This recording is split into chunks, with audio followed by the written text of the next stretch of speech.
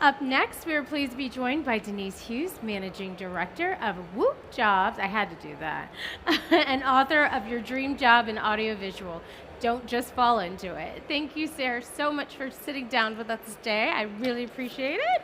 That's an absolute pleasure. Thank you for having me. There it is in all its glory. Look, Oh, an thanks, incredible. Ben. Why did it say Sarah? Denise. It's like Sarah. Your career path. So we know it didn't originally start in AV. In your book, you talk a little bit about that. So could you just share a little bit of your journey into AV and what really motivated you to write this book? Yeah, I mean, I came into AV by accident, and I was working in an IT sales role. I was looking for a change, and a recruiter, not a specialist recruiter, actually put me in touch with Sanyo. They're not around anymore, unfortunately, but Sanyo are a fantastic electronics company. And I went for several interviews. Unfortunately, I lost out to someone from the industry because I didn't have the industry experience. But then a role was created for me, and they gave me the opportunity to come into the business and learn and grow within the business. And here we are, 26 years later, and you know, I've fallen in, and I haven't left since, and the time has flown. Absolutely. I feel like it's it's a daft question from me because I've seen all the buzz around this book online, and I've seen you at many events because we're lucky enough to be we're based in the same country, in the same area. I've seen all the buzz around it and the events we've been to. But for our audience, how's the book been received? It's been amazing, actually. Yes, it's created such an energy within the industry because I think so many of us are passionate about what we do and the industry that we're in, and collaborating with each other, and people have really got behind it, and it started so many good conversations and provoked just lots of opportunities to talk and to share ideas about how we tackle some of the issues of more talent coming into the industry. Yeah, It's primarily it. Has your budget for buying pens, has that gone up recently? Because every time I see you, you're signing a whole Yes, stack of books. there's been a lot of signing. I've got repetitive strain injury now Yeah. from signing books. We have our 2 books that we'll need you to sign after this. So Yes, it would be a please pleasure. do. strengthening up the hands. But your book is truly comprehensive, and it's great for newcomers and those seasoned AV professionals who've been in the industry for a long time. I know I could have used this book when I got into the AV industry about 3 years ago, but there's just so much great information that you have, even how to interview and things about writing your resume and so forth. So could you just share some examples of how readers can apply the insights that you have in the book into their own careers? Absolutely.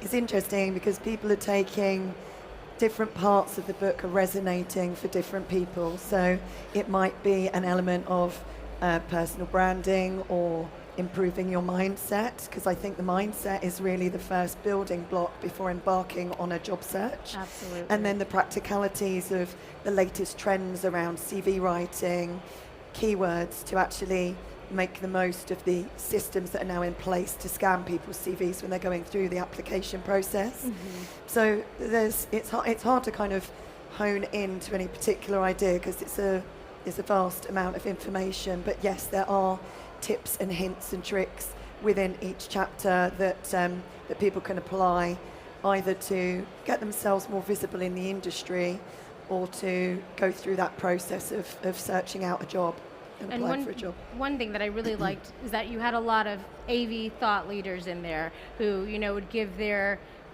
insights and so forth, which is great for somebody who's just entering in. Like, those are the people to kind of look for and see if you can reach out on, like a LinkedIn or so and get some advice if need be and connect. Yeah, these are some brilliant industry people, and I was so lucky that they were collaborating and sharing their journey and their experiences, because otherwise I think the book could have just been a bunch of facts, and it is a guide, and these stories bring it to life, and they're so varied. Every journey is so different, and every entry point to the industry is so different because we have no specific entry point, and it all comes together to make for some really nice reading, to make it very relatable to people about what can be possible, whether you're coming in as an AV technician or you aspire to be an entrepreneur and build and sell businesses. There's stories from every sort of path within the book, and it just brings it to life, I think. I love that part about it. Yeah, and I'm glad you mentioned that, because to me the book is like a microcosm of the industry itself. We are such a strong community, and to have so many people from that community contributing, it was just, it just felt really, it almost felt like looking through a family photo album, you know. So I know that person, I know that well, person. and they're really approachable people, as you say. They're really approachable people that could be, you know, if you can see it, you can be it. You know, and these are the kind of people you can look at and aspire to learn from, and they're very approachable, and you know, they would be delighted for people to reach out and connect. I We've agree. had a bunch of them on our show, actually. So. Yeah, it's true. Yeah, and tomorrow I think we've got even more people who have collaborated with you. So that's amazing. You mentioned earlier as well about the personal branding part. I'm keen to know what your thoughts are, why that can be important and useful. Yeah, I mean, this was quite inspired by one particular individual in our industry who absolutely nails this, which is Chris Netto.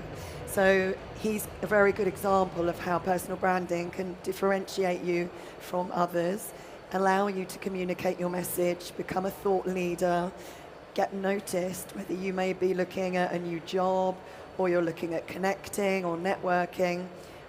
You know, and it's a relatively new thing, isn't it, where we've got personal branding is now more important than company branding, and it's coming to the fore that, you know, individuals are actually promoting themselves and becoming thought leaders. You know, for example, Donald Trump being more powerful than the party that he represents, you know, and people being able to actually tell their personal stories, their career stories, and their thoughts. And it's about mixing those two things, thinking about who you are and what you want to tell and share with people. And it might be, as I say, career orientated, but then perhaps mixed with some of your personal story, whether it be that your family is important to you, or your dog, or your hobbies. And then people really know, like, and trust you. They connect with you, and that really helps to get yourself visible. So my question is, how do you strike that balance, you know, with your personal and your professional, you know, postings, if you will? It seems like everything is blurring together, but you want to make sure, you know, you don't want to lose your job because you're putting too much personal, you know, your thoughts and so forth on there. How do you strike that right balance? I think you've obviously got to have healthy boundaries of what you're going to be posting online. You might not want to be posting pictures of your children, for example, and that's, I think, again, quite a personal choice. But I think maybe the best way to do it is to just put, depending on how much content you're posting, to put an emphasis on, you know, 75% is your career and 25% is your personal. So it might be, you know, 1 in every 4 posts maybe putting up something more personally related to you, and then you can still put the emphasis on your career, but you're still putting that flavour in of who you are as an individual, which is what makes you unique and makes you you. So I think perhaps that's a way to do it, kind of just figure out that split and stick to that. There's only, I heard a statistic the other day, there's only 1% of people are posting on something like LinkedIn frequently. So the personal branding is still in its very early days, but this is, you know, where this is heading in our digital world. So it's now it's a great time to get on and start posting. Absolutely. I like that breakdown, the percentages that you put there. That's Yeah. good to remember. Definitely. I know you're not sticking around much longer at the show. You're leaving tomorrow. If people do want to grab some time with you, they can find you on LinkedIn, I assume, and the book itself, that's available on Amazon? Yes, the book's available on Amazon, and yes, I'm on LinkedIn. We have a company page on Facebook, and I'm on Instagram. So yes, I'm quite discoverable on the social media. Good stuff. So if you want to be featured in the next edition, the sequel, then get in touch, and Denise can make that happen. Thank you so much for joining us, so much. and Thank you. best of luck as the book continues its journey. Thank you. Thanks, Denise.